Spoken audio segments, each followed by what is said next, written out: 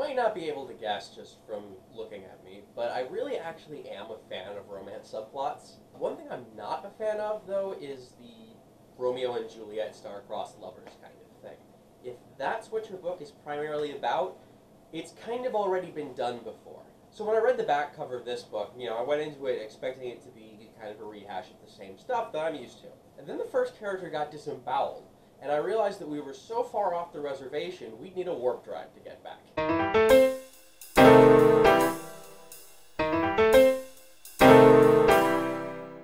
Hello everyone, welcome to the Book Cafe. If you're new here, consider subscribing, and if you're not, you know what we do.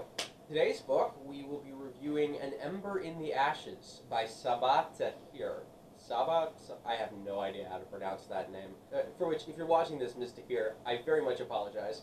An Ember in the Ashes started classic YA fare is how it presents itself. Okay, you've got the basic plot of the love triangle, and then the two kids who are fighting against the evil empire. But that's just how it looks at first. This book is not your average young adult fiction. To start with, this book has about as much in common with Game of Thrones as it does with The Hunger Games. And given that The Hunger Games is already pretty violent, that should be telling you a lot. One of the big plot points is that one of the main characters is wearing a mask that is alive and trying to attach itself to his face. The violence is brutal and shocking, and very good at putting you in the character's shoes. What the book is about, you've got the Martial Empire. One thing about this book is everything is imaginatively named. You've got the Martial Empire, who's conquered a continent, oppressing all these various races, including a race known as the Scholars. Again, really imaginative name there. And then, you've got your basic, there's a resistance, and then stuff gets weird. Because this is not a book that goes with black and white morality. It's black and gray at best. To start with, the resistance are dicks. But they have to. They have to make sacrifices. They don't have the power to survive if they don't. But on the other hand, the Empire is so bad that Emperor Palpatine might look at them and go, okay, that's a bit much. It's based on ancient Rome, except that ancient Rome was founded by demons, and the writing of the society very much reflects that. The entire society, the entire culture of the Martial Empire has been bent in all of these horrific and inhuman ways, and everyone just thinks that's how things are. And the author does a really good job of presenting that, as well as presenting the kinds of awful things you'd have to do just to survive in this kind of world, and the even worse things you'd have to do to try and fight it. The book centers around two characters, Laia of the Scholars and Elias of the Martial Empire. Laia's brother discovers the metallurgic techniques that the Martials use to make their swords that allow them to conquer everything without anyone stopping them. And as a result, the Martials hunt him down and kidnap him. And Laia goes to the Resistance to get him back. The Resistance refuses to help because they don't have the resources, and say that if Laia wants their help, they'll need to do something for her in return. So she gets sent to infiltrate the Martial Military Academy as a slave.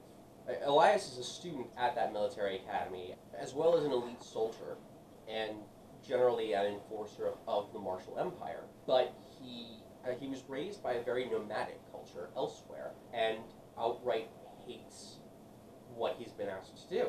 And now, as it turns out, the current emperor of the Martial Empire has no heir, and so the prophets, who are otherwise in charge of the empire, come to the school and proclaim that there's going to be a contest, and whoever wins will become the new emperor. And Elias is one of the contestants. And so he desperately needs to win in order to change how things are done. Now, one of the big things about this book is that the plot isn't actually all that good. But it doesn't really matter, because the characters are incredible, and the setting is fantastic, lack of imagination in the names notwithstanding. Elias's mother is one of those villains that you just absolutely cannot stand, and she gives this really good feeling of this is someone to hate. On the other hand, Elias's partner, you really feel sympathy for her, especially considering that this person that she's been in love with for however long it's been is betraying everything either of them have trained for reasons she can't understand. Elias himself, you get these great feelings of conflict, and how does one make a decision when doing good requires you to be temporarily horrific? And for Elia, what do you have to withstand in order to save the people you care about? And how does one deal with working with people who are trying to topple an empire when all you want to do is crawl under a rock and go hide?